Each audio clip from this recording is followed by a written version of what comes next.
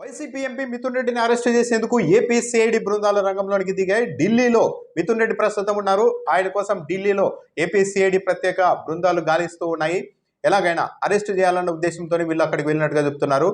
Mithun Reddy YSR Congress party అధికారంలో ఉన్నప్పుడు liquor scam కు పాల్పడ్డారు అన్న అభియోగాన్ని సిఐడి చేస్తోంది. కొందరు ఇచ్చిన వాంగ్మూలాల ఆధారంగానే ఆయన మీద కేసు నమోదు చేసి అరెస్ట్ చేసేందుకు సిద్ధమైంది. అయితే ఇప్పటి వరకు కూడా మిథున్ రెడ్డి మీద ఎలాంటి కేసులు నమోదు చేయలేదు, నిందితుడిగా ఆయన్ని చేర్చలేదు. ఇది కూడా ఒక నాటకీయంగానే సిఐడి ఏపీ ప్రభుత్వం చేస్తున్నాయి అన్న ఒక విమర్శ కూడా ఉంది. నిందితుడిగా చేరిస్తే ఆయన హైకోర్టుకు వెళ్ళి ముందస్తు బెయిల్ తీసుకునే అవకాశం ఉంటుందన్న ఉద్దేశంతోనే ఆయన్ని అప్పటికప్పటికి కేసులో చేర్చి వెంటనే అరెస్ట్ చేసేలాగా ఏపీ సిఐడి పావులు కదుపుతున్నట్టుగా ఆరోపణలు, విమర్శలు వైఎస్ఆర్ కాంగ్రెస్ పార్టీ నుంచి వస్తున్నాయి. ఇప్పటికే ఆయన మిథున్ రెడ్డి ఏపీ హైకోర్టును ఆశ్రయించారు.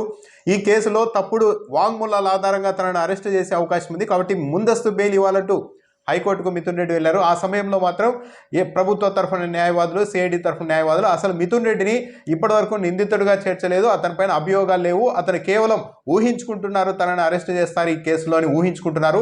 అసలు నిందితుడిగా చేర్చని కేసులో ఆయనకు బెయిల్ ఎలా ఇస్తారంటూ కూడా సిఐడి న్యాయవాదులు వాదించారు. ఆ వాదనని పరిగణలోకి తీసుకున్న హైకోర్టు మిథున్ రెడ్డికి ఇటీవల ముందస్తు బెయిల్ ఇవ్వడానికైతే నిరాకరించింది. ఆయన పిటిషన్ను కొట్టివేసింది.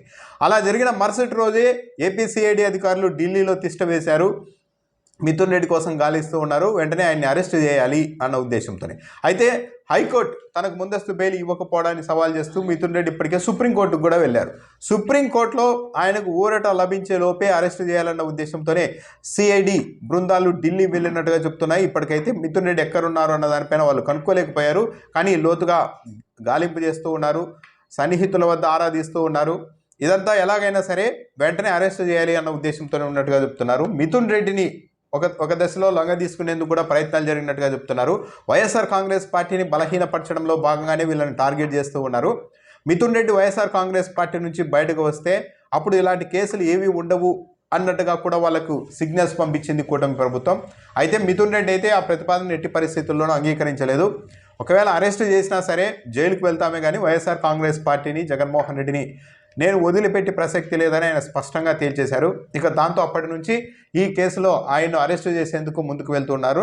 నిందితుడిగా చేస్తే ముందస్తు బెయిల్ తెచ్చుకుంటారన్న ఉద్దేశంతో అప్పటికప్పుడు అరెస్ట్ చేసి ఈ కేసులో ఆయన పేరును చూపెట్టాలన్న ఉద్దేశంతోనే పావులు కదుపుతున్నారు. మిథున్ రెడ్డిని చంద్రబాబు నాయుడు ప్రభుత్వం అరెస్టు చేయించడం ఇదే తొలిసారి కాదు. గతంలో 2014-19 మధ్య అధికారంలో ఉన్నప్పుడు కూడా ఒకసారి మిథున్ రెడ్డిని ఎంపీ హోదాలో ఉన్నప్పటికీ మిథున్ రెడ్డిని అరెస్ట్ చేయించారు. ఎయిర్పోర్ట్లో మేనేజర్ పైన దురుసుగా ప్రవర్తించారన్న వ్యవహారంలో ఆయన్ని చెన్నై ఎయిర్పోర్ట్కి వెళ్ళి మరీ అరెస్ట్ చేసి జైలుకు పంపింది అప్పట్లో చంద్రబాబు నాయుడు ప్రభుత్వం. ఇప్పుడు ఈ లిక్కర్ స్కామ్లో మరోసారి మిథున్ రెడ్డిని అరెస్ట్ చేసేందుకైతే ఒక ప్రణాళిక ప్రకారం రాష్ట్ర ప్రభుత్వం ముందుకు వెళ్తూ ఉన్నట్టుగా ఉంది. ఇందులో భాగంగానే సిఐడి బృందాలు ఢిల్లీ వెళ్ళాయి.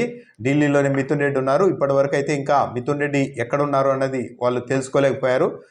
కనిపిస్తే ఆచూకీ తెలిస్తే మాత్రం సిఐడి అధికారులు మిథున్ రెడ్డిని అయితే అరెస్ట్ చేసే అవకాశం ఉంది. ఇదంతా కేవలం కుట్రపూరితంగానే కొందరిని బెదిరించి తప్పుడు వాంగ్మూలాలు తీసుకొని మిథున్ రెడ్డి పేరును చేర్చారని వైఎస్ఆర్ కాంగ్రెస్ పార్టీ చాలా గట్టిగానే వాదిస్తోంది. ఒకవైపు అయితే ముందస్తు బెయిల్ కోసం సుప్రీంకోర్టుకు కూడా మిథున్ రెడ్డి వెళ్ళారు.